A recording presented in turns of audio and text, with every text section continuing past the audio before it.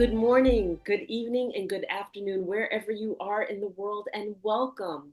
Welcome to the Infinite Way, where spirituality meets humanity. My name is Dr. Enolia, and it brings me great pleasure to introduce our guest today. His name is Michael Coyle. Michael is a business strategist, a team builder, and a speaker with over 20 years of experience driving transformation and growth in business and teams.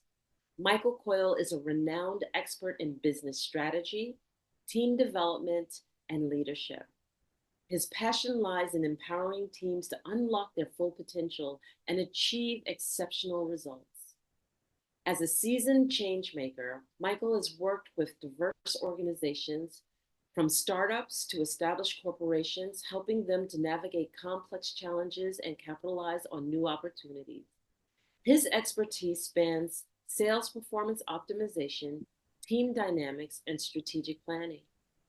Michael's unique strength lies in his ability to inspire and motivate teams, equipping them with the skills and the mindset necessary to succeed in today's competitive landscape.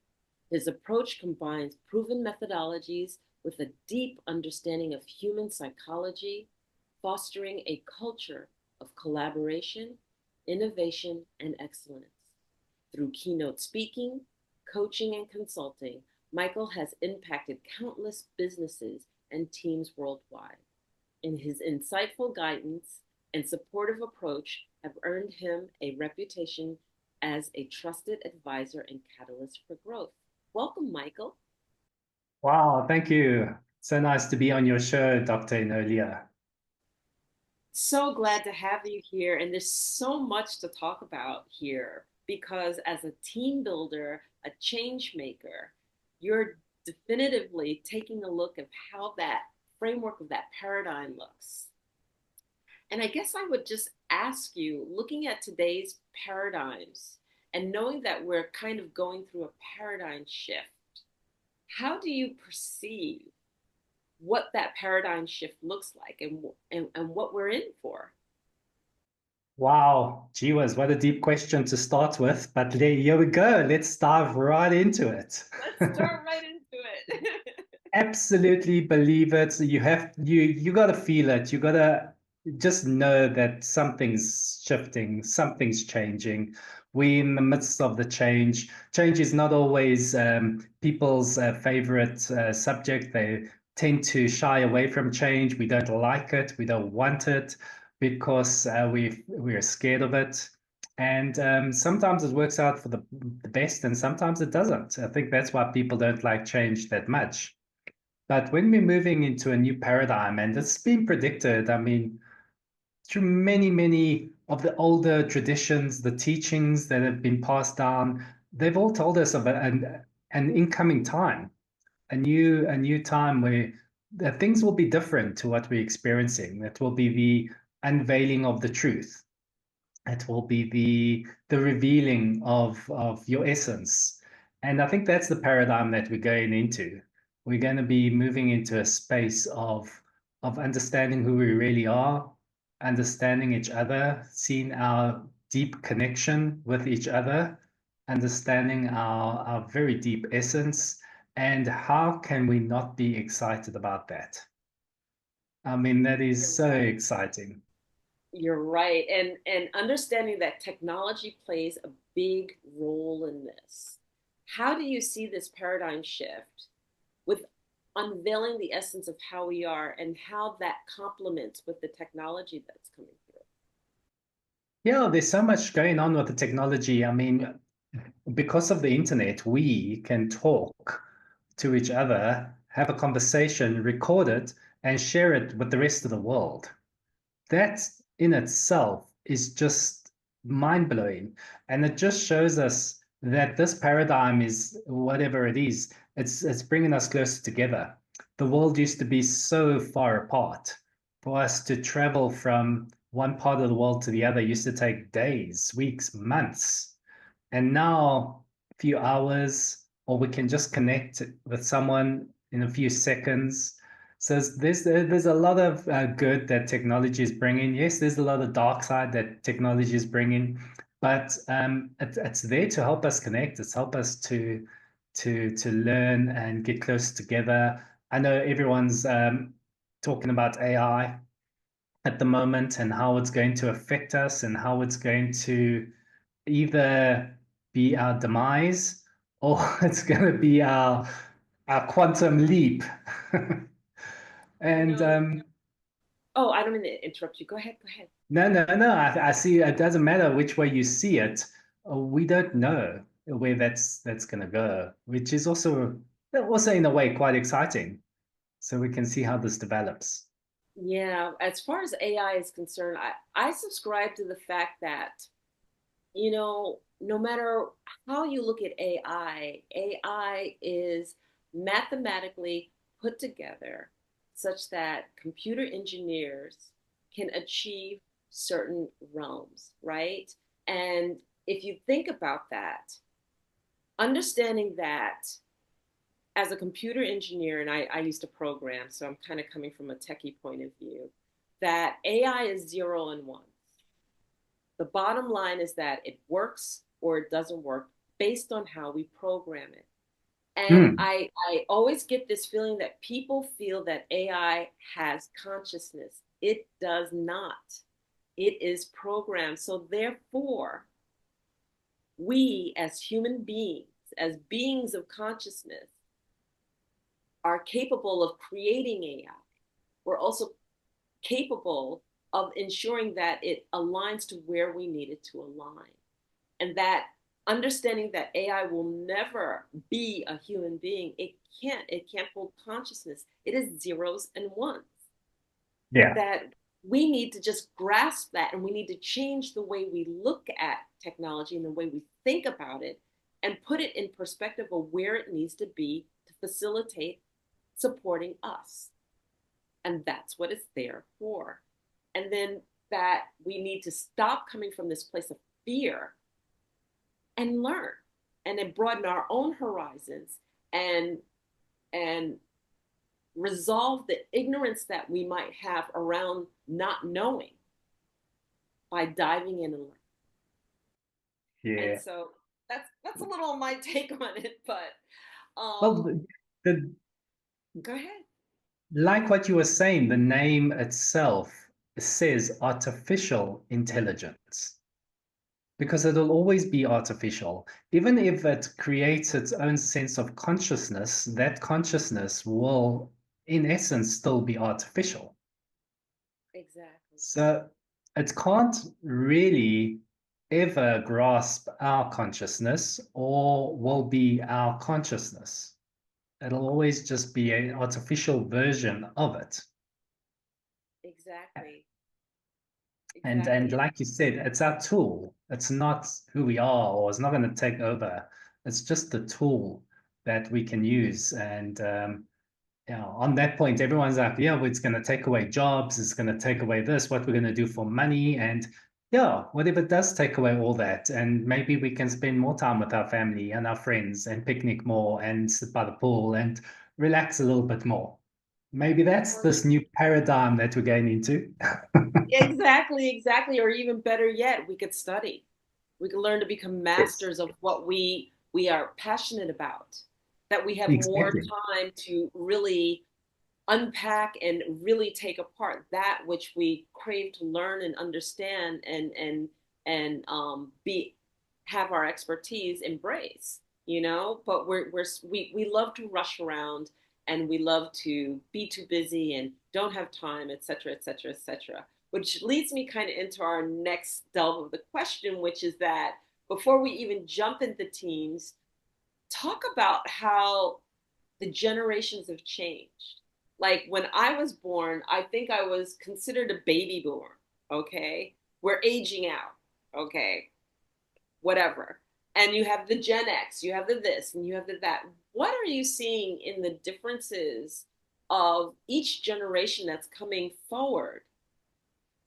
Because how each generation interacts um, to the job market is quite different than the previous. So, what are your thoughts around that?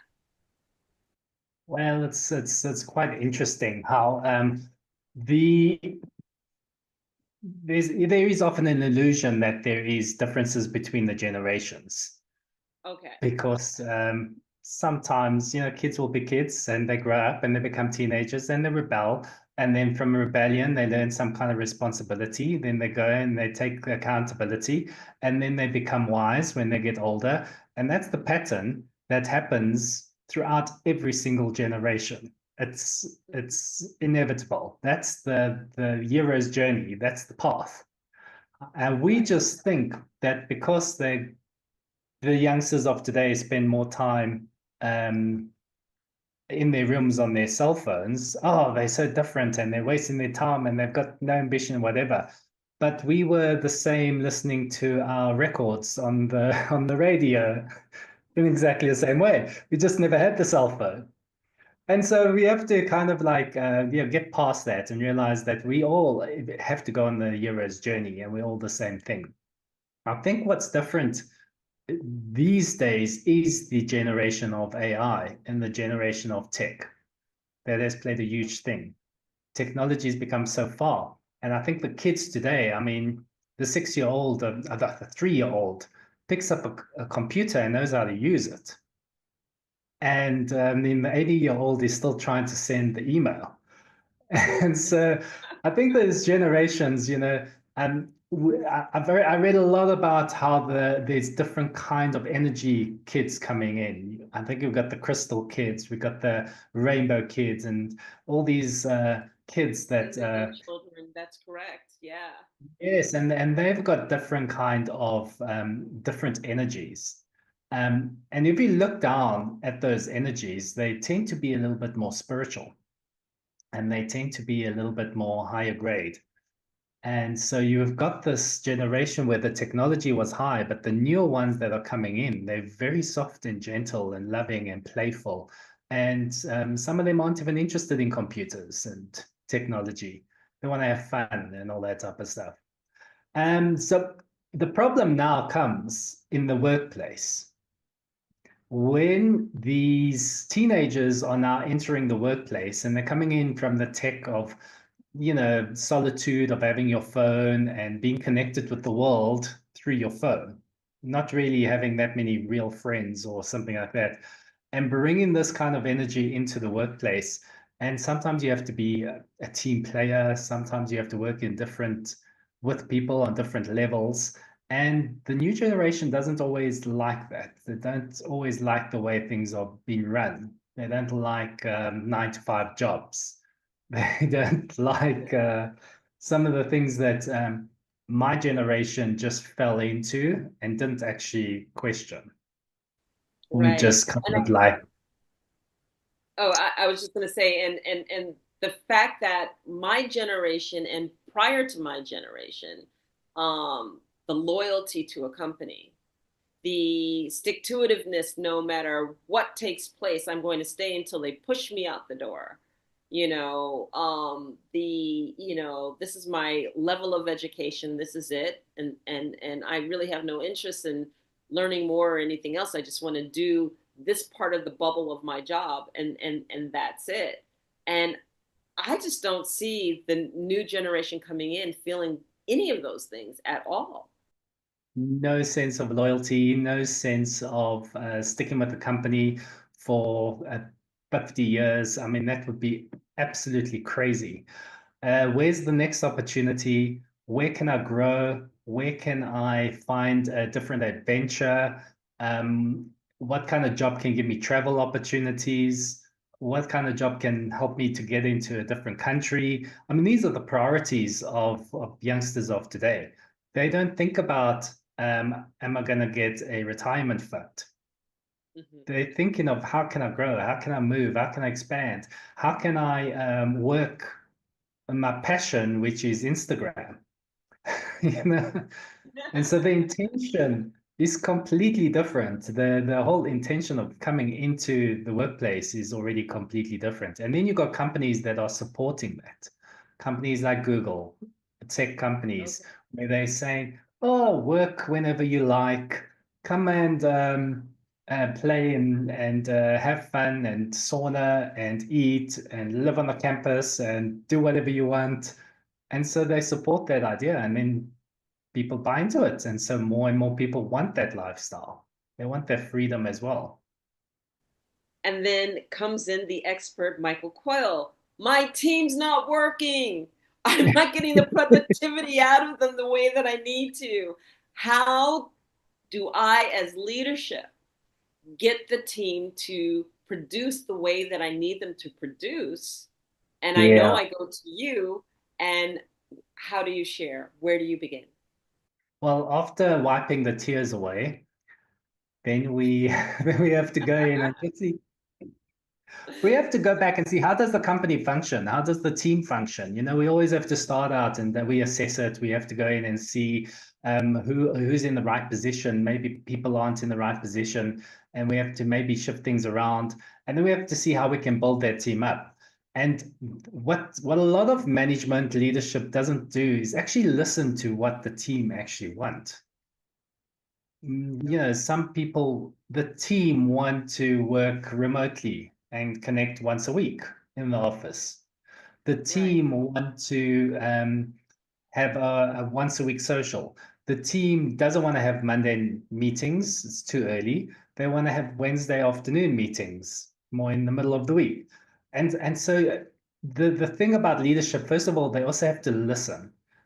Gone are the days where you have to say, do this or else you're fired. If you want to Mm. retain staff, if you want to manage the greatest resource you have, which is your staff, then you have to listen to what they have to say. And people also want to feel like they're contributing, even though they're not the boss. They want to feel recognize that they've made a contribution and that they've been heard. And the minute, that changes, that whole dynamic changes, then we can see, okay, the team wants this. Where do we meet halfway? Because the team can't have everything sometimes, and the leadership can't have everything sometimes. So maybe we have to have the Monday morning meeting, but maybe at 10 o'clock, not at 8 o'clock. So, then we compromise and we go and we see, is this a way?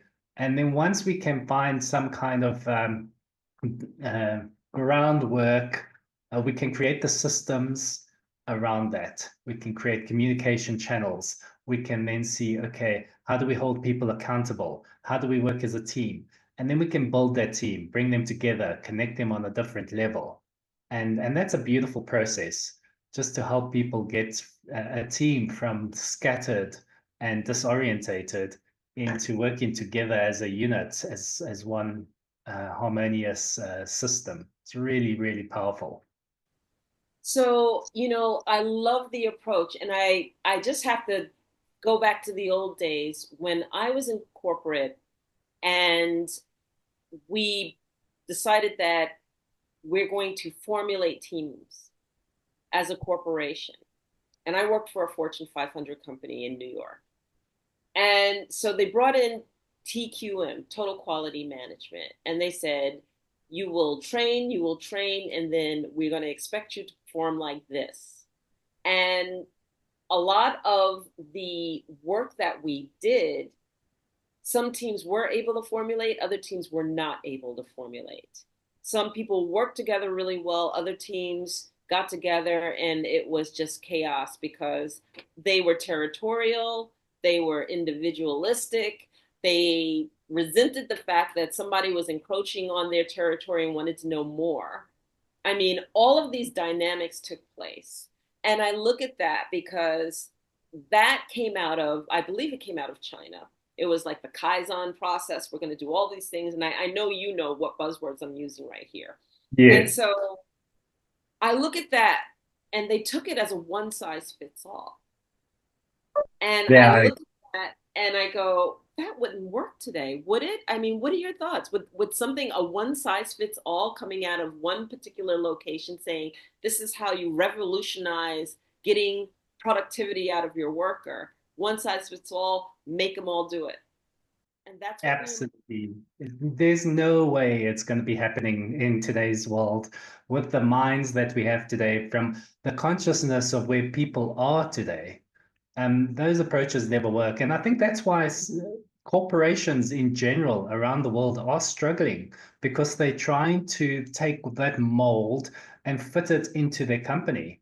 And it's not working anymore. And that's why smaller businesses are attracting more staff because there's a little bit more freedom. They've been heard, the team functions better, and so it feels a little bit safer. And so we have to go draw back to the drawing board with the corporations, and you have to design the program according to what works for the business and the industry, because the industry is also important, and there needs to be different ways the team work. Let's say, for example, a sales team needs to have KPIs if they Right. are millennials or not. They need to have some kind of regulation and some kind of target and all that type of stuff. But at the same time, they can set those for themselves. Right. I Right. just worked with a company, and we had to redo the entire targets for the sales team, and we let the sales team do it, set the target.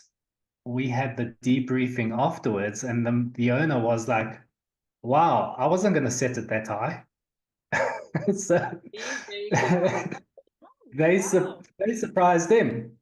And that's what happens today. We still need the systems, we still need the boundaries, we still need work to function. But I think it's more like, okay, let that individual step up, let them take responsibility, and they can be accountable firstly to themselves, and then to the company. And that changes a lot. And once we do that for the individual and it seeps into the team, then it becomes a little bit easier to incorporate. So, how do you deal with the dynamics of the leadership? You know, a lot of times they'll bring you in and they'll say, make the team work, but then you find out the toxic environment that the leadership has created wouldn't allow or afford this particular team to prosper or grow in any respect, and that it's not the workers problem, it's the leadership problem. how, Well, how do you deal with that? Yeah. to be honest, that most of the time, if the leader is the problem, it's so easy to fix a team. But to fix the leadership and the toxic culture that they create is probably the hardest part of my job, Okay. because they don't see it often that they're the problem. They got the blind spots. They think everything's just working fine. It's worked like this for the last 20 years and we'll do just fine. That's the way it is. And they don't realize everything's always shifting and changing. And so changing the leadership, changing that mindset is vital. So I always incorporate leadership training and working with the CEO management as separate from the team, because we've got to get their mindset right. We've got to get them into that space of doing things that leaders do.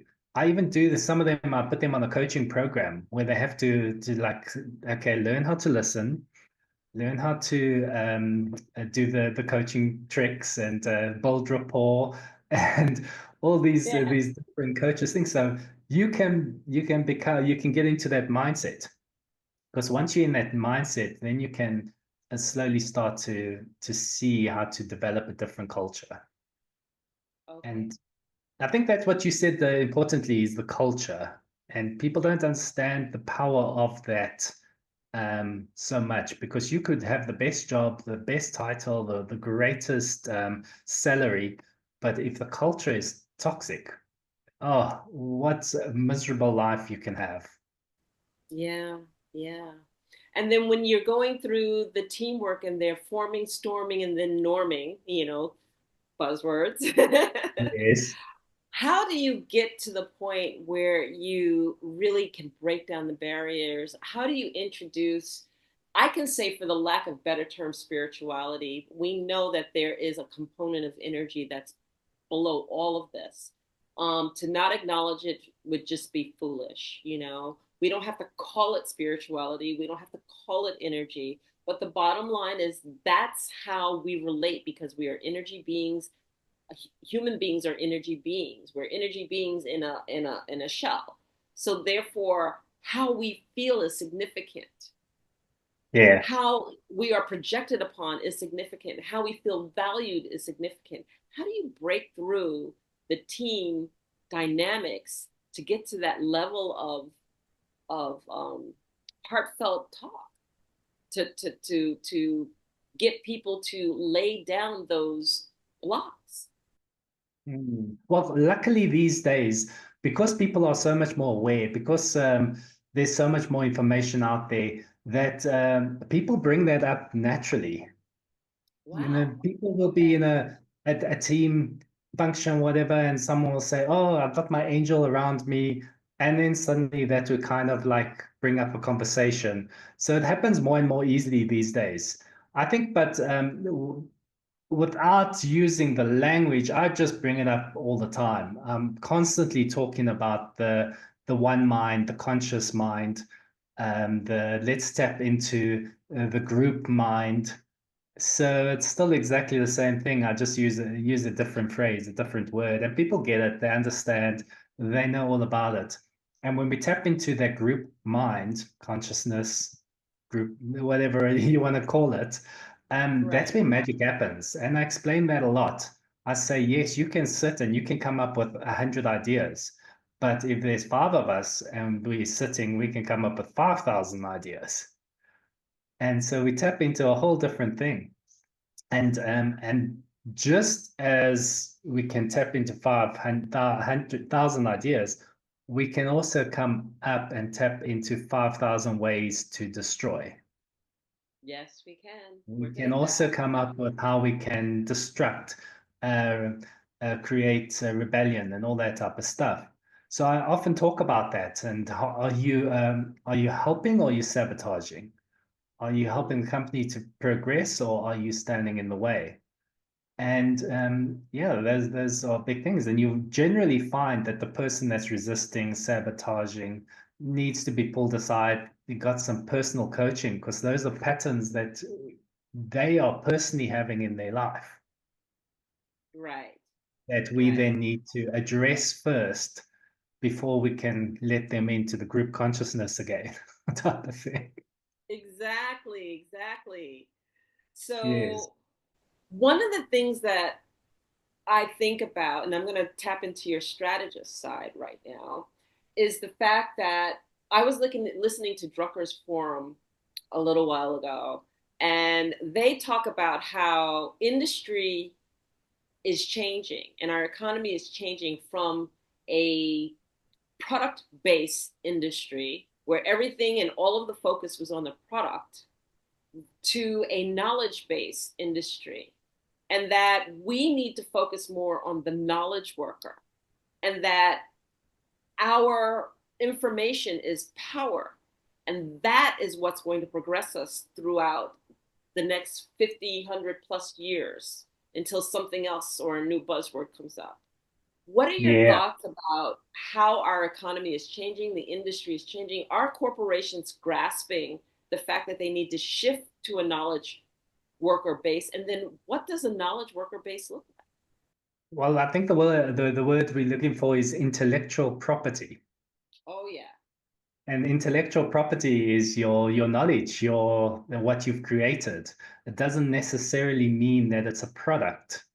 If I've come up with an idea, it's my intellectual property. How do I secure that? How do I safeguard that? How do I turn it into a profit that could be online, that could be in the workplace, or an actual physical product, no matter, whatever it is. So this intellectual property is incredibly important because it gives people protection and it helps them to create industry for themselves. Mm-hmm. I mean, an author needs that intellectual property so that they can survive and they can make some money from it. So, are we going into an information based? Yes, definitely. It has to be going that way. We've got so many products. We don't need more products, you Yeah, know. And I think we maybe after the intellectual property, we'll be going into a different kind of consciousness business as well. I think that might be also on the cards of on a different level um, when AI takes over the products. It's true because like to make products and having that factory line, you know, I work for a Fortune 500 company and I've had the great fortune of working in particular manufacturing sites. And so, we can make a machine that can do anything, period. We're all we have to do is just take the time to do it, and we can Yeah. bridge every gap. So you figure to exhaust that, we will eventually fully automate manufacturing plants, and all we need is just workers to make sure that the machines are working appropriately. Shifting that products isn't always the main focal point, and that intellectual property is. How does one really set the boundaries about keeping their intellectual property? I mean, once you share, you share. So it's going to be really interesting to see how this unveils. I I think understand the basis of it, but please Yeah, do. I think yeah. Well, you can get a copyrighted or trademark. However, in today's world, I mean, there's not that many brand new ideas anyway. So even if you get a copyrighted or trademark, you can still have people copy it. That's, Yeah, Coca-Cola. Coca-Cola spends thousands every year of people still trying to copy their stuff. So does Disney and all that type of stuff. And if you're a small business and someone copies what you're doing, I mean, you don't want to go to court and unless it's a spend 500 thousands of company, dollars. Yeah, it's you ridiculous. know. So it's a little bit of a false kind of protection to copyright or trademark, whatever it is. But it does give you a little bit of security, a little bit of boundary, so people don't copy everything that you're doing. Yeah. Yeah, yeah. So I'm going to switch gears on you because here you are, this phenomenal person doing work that goodness knows we know is needed in the world. How did you, what's your journey? How did you come to being a team leader? Tell us who Michael Coyle is and the journey Okay. that brought him to the strategist and team builder, and because I know a little of your story and I know that you didn't start there. Oh no, no, it was a very far journey. Gee whiz, I was an entrepreneur very, very young. I became a nightclub DJ, and then I went on to open three of my own nightclubs, and it was great until it just got a little bit regulated with bouncers and all that type of stuff. So I didn't want to get involved in that whole business anymore, drugs and bouncers and that. So I just saw the writing on the wall. I sold it all up and went traveling. I went to America, went to London, and then I made my way over to India. And in India, I never met a guru or anything like that. I just kind of like became a vegetarian. Just decided that was it. I'll just be Okay. vegetarian. Came back to Okay. South Africa and felt dreadful because I was eating dreadful food because I was eating bread with potato chips. Just felt awful. So I went to go see a nutritionist and she put me on a diet and felt so amazing that I studied nutrition and studied a whole lot of alternative therapies and eventually worked in a health shop and started my own health shop and did that for a while until I came into a therapy called life alignment, which Okay. I learned about in well, I finished in 2000 and started doing life alignment therapy. And that led to life coaching and then eventually to business coaching, which is more where I focus on these days of the last 10 years of helping businesses and corporations. And the team it just, it's part of the whole thing. You go into a business, you work with the CEO, come help my team, and that's how that develops. I find that the things that develop organically generally work out the best. And so that was my little journey of opening businesses, and some did really, really well. Others did not do really well. So Yeah. I understand how business works, and just like learning, NLP coaching, business coaching, part of the circle of excellence, doing that type of stuff really helps me to understand or see where business is going wrong. Okay. Because often, if you're a business owner, you're so deep in it, you don't even know sometimes the blind spot. And Right. someone from the outside can come in and say, "Oh, there it is." That's not working right. You know it's not right, but you just were blind to it, or you just didn't want to admit it. And Yes. that's just what a business coach is, I suppose, I think is supposed to do. Go find the blind spots and then see how everything can work harmoniously and work towards its goal of making the business money. Hmm. Yeah, because Exactly that's that. also important. So what a journey. So where did Move Effect come into play? So Because Move I Effect love is the like, name yeah, that's of my new branded company. I've just decided I'm going to rebrand, and the Move Effect came out of all the different sessions I had with my coaches. And I just Okay. I love music. I love dancing. I love, just the feeling life, feeling the pulse of life, getting energetic, feeling energized, and move was the right thing. And so the whole concept behind the move effect is that we take a person or business generally, and we get them from feeling stuck, feeling blocked, shake them up, get them moving, and the effect is the success that they're looking for. Wonderful. And so Wonderful. that's kind of the blueprint of the move effect. Wow. I know that we're coming up on an hour, so I love talking to you because I could talk to you for hours about this stuff. And what I wanted to do is I wanted to ask you to leave our audience with a thought. These small business owners that are out here trying to survive, they're working with their teams. They may or may not be able to engage somebody like yourself or a coach or a life coach or even for themselves as in leadership. What should we leave them with? What would you leave them with in terms of engagement, being a successful business owner, being a successful leader, and working with their teams and what they should be aware of? Okay, I think the first thing to start with is don't think that you can solve it all by yourself. I mean, for many, many years, I thought, oh, I can do this. I can develop my own company, and I do this, and I know marketing, and I can sell and all that type of stuff. But you will save hours, lots and lots of money if you just first of all find someone that can help you. That is so vital in today's world. You don't have to do it by yourself. I mean, find someone who can help you. Might even be your own team. It doesn't have to be a business coach or someone on the outside.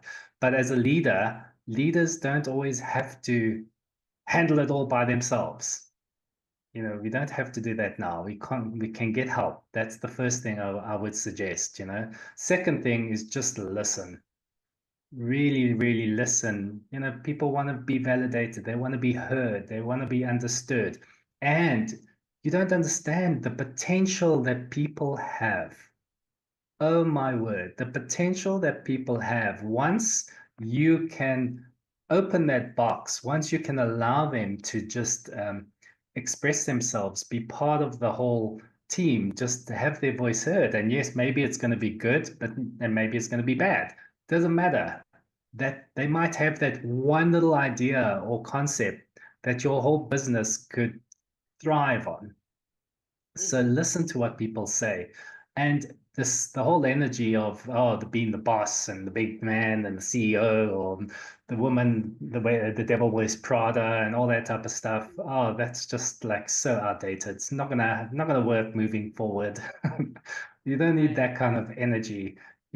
Work towards creating culture of harmony, respect, understanding. Um, accountability. There needs to be work done, you know, creating accountability of actually getting things done and not just stepping on toes or trying to be nice or not actually getting it done. So I think those are the main things. You know, just get help if you need it. Even if you don't need it, get help. Listen to people, and see what's needed, and most of all, create a better culture. Because as the leader, you can be the creator of a great culture, or you can have a toxic culture. And no one wants to come to work in a toxic culture, and neither do you. Yes, exactly. And I think I would be remiss if I didn't ask you this question.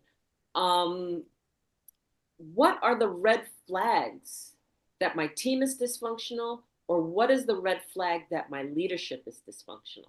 I think that's important for people to know so that they know when to engage somebody like yourself. Yeah, gossiping. Definitely, big red flag. If people are gossiping too much, that's a huge flag. Bullies, if there are bullies in the team, huge red flag. And the bullying is quite simple. The people that go around naming and shaming, the ones that want to also be the most perfect and just put everyone else down for not being perfect or not having everything done on time. These are also like the silent bullies. Okay. I think Okay. registering the culture when someone walks into a room. Is everyone relaxed or is everyone on eggshells? And Ah, okay. that's a huge red flag. And productivity. If people are wanting to work, that's green flag. But if productivity is going down, that's a huge red flag. If people are having burnout and stress, huge red flag. We do an assessment with burnout and stress to see what the overall average of each individual is. We can tell if the person is burnt out. We can also tell if they're looking for another job. That's how excellent the assessment is. But then we can also Yeah. see in your industry where compared to other businesses in your industry, is your company functioning healthily or if the whole company is under burnout. So these are some of the red flags that you must look. And also you as the leader, a CEO or team member, what's your energy Uh-huh. like? Do you want to go to work? Are you excited? Are you passionate? And if not, then there's something that's draining you and it's probably draining other people as well. So you got to look and see, oh, wait a minute. Yeah, a little assessment, few things, 5 things that you can have a look at and just see and and just assess your company and see, could you be thriving a little bit better? Mhm. I think that that's phenomenal. And I think that, as a business owner, taking those red flags and understanding that they have an impact to us and knowing when to engage, it's absolutely key. Thank you so much for that information. And this is perfect because how can people reach you? How can they reach you? By the way, you're coming out of Johannesburg in South Africa, so I wanted to make sure that people know that they'll be calling you all across the country. But please do share your contact information because you never know where you can consult from. Yes, I'm sure you'll put it in the description, but it's michaelcoyle.co.za, michaelcoyle.co.za, or themoveeffect.com. And they can email me from one of those websites. And I'm looking forward to meeting him. Make sure you say I'm from Dr. Inolia. Yes. Thank you. Thank you so much for coming on the show. We're so happy to have you. And your work is so needed in the world. Thank you for what you do, your contribution. And thank you. Thank you. It's been so much fun. It's always fun talking with you. It's been a blast. Thank you so much. And so If you like this show and you know that somebody could use this information, please share this episode. If you know or have a business and you want to speak with somebody like Michael, please check our description box right down below. See the information, engage, engage, engage. If you like this episode, subscribe.